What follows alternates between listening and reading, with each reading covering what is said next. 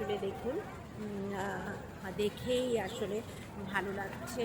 এখন সূর্যের আলো নেই, যার ফলে লাইটটা কম এবং আধো আধো মনে হচ্ছে।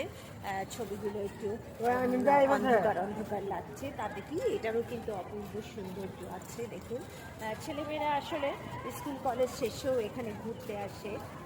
এত সুন্দর, মনটাই ভরে যায়।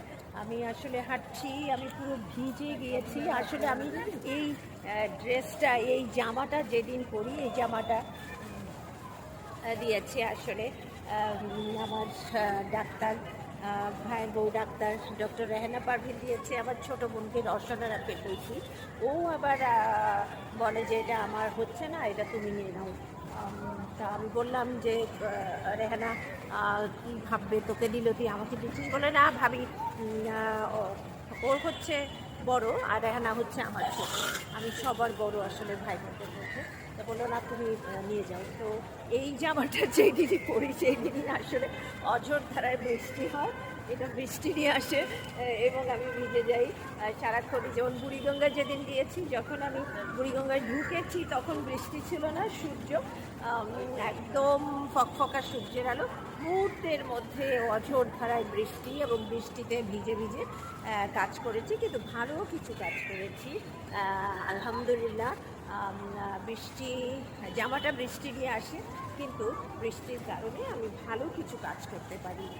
এটা কিন্তু অনেক পাওয়া আসলে।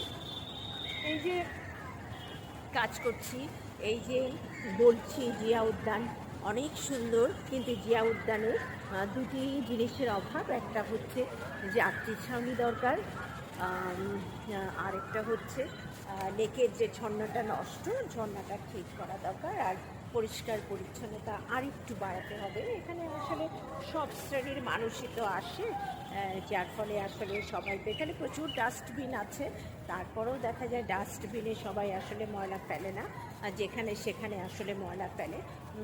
যার ফলে এখানে আসলে নিরাপত্তা কর্মীও আছে, নিরাপত্তা কর্মীদের আরও সজাগ থাকতে হবে। কেউ ময়লা ফেললে তাকে তৎক্ষণাৎ আসলে বলতে হবে যে এখানে ময়লা ফেলা যাবে না, এখানে ডাস্টবিনে ময়লা ফেলুন। এই যে দেখুন কি অপূর্ব সুন্দর সাইনবোর্ড দেখাতে পাচ্ছি কিনা দেখুন, জিয়া উদ্যান। আসলে উনি চলে গেছেন, কিন্তু রেখে গেছেন বহু স্মৃতি। আমার স্মৃতিতে তিনি আছেন, কারণ আমি ছোট্টবেলায় যখন আমার বাবার আসলে বালিয়াকাল ভদ্রাসনে পোস্টিং হয়, তখন আমরা একদম ছোটো, স্কুলেও পড়ি না আসলে তখন।